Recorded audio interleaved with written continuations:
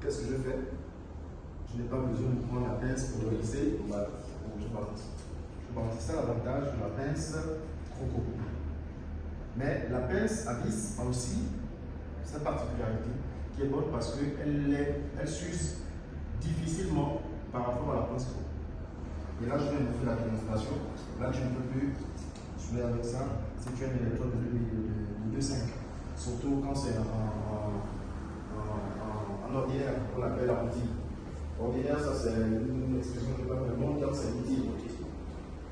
Si tu prends la 2,5 en basique, tu as l'impression que le métal est un peu plus costaud que celui de l'ordinaire. Mais c'est juste une impression. Ouais, ça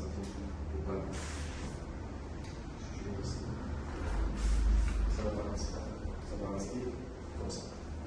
Ça te permet d'exécuter. Si tu prends par exemple une soudure verticale qu'on appelle complètement montante, tu fais ça.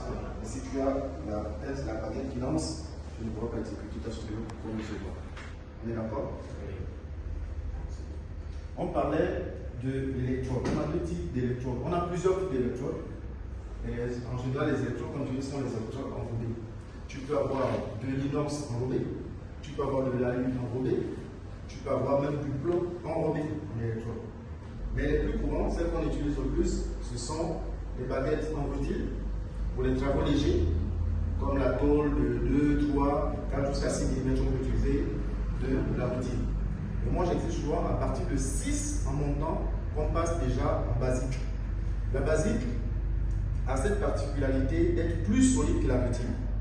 Pourquoi? Un point de 1 cm de basique peut te supporter 1 tonne. Ça ne casse pas. Mais si tu fais ce point de 1 cm avec une baguette ordinaire qu'on appelle la rutile, ne va pas supporter. Ça pèse peut-être 300-400 kg, le point sec. Et je n'aime pas les soudeurs qui travaillent à l'ordinaire.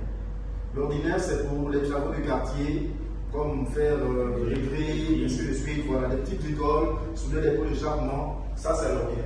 Mais quand tu as des travaux comme ceux que vous faites ici, souder des remotes, je ne vais jamais accepter qu'un soudeur utilise de l'ordinaire. Je partirai toujours avec la basique. Et ça dépend du diamètre. Le diamètre de l'électrode s'utilise en fonction de l'épaisseur ou encore de la structure qu'on veut souder. Si tu as une tôle de 10 mm par exemple, tu ne vas pas m'utiliser une baguette de 5. Je ne vais jamais accepter. Tu pourras pointer avec ça, ok, mais tu ne pourras pas me faire la première passe avec ça. Maintenant, ça dépend des conditions aussi, où le mode opératoire de soudage te demande de commencer la première passe en 2,5, tu seras obligé de prendre la 2,5.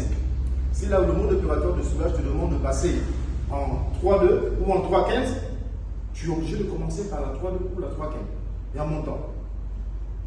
J'espère que jusque-là, ça vous connaissez ça déjà, n'est-ce pas? Bon, maintenant aujourd'hui, si je vous demande de m'exécuter une soudure corniche plafond.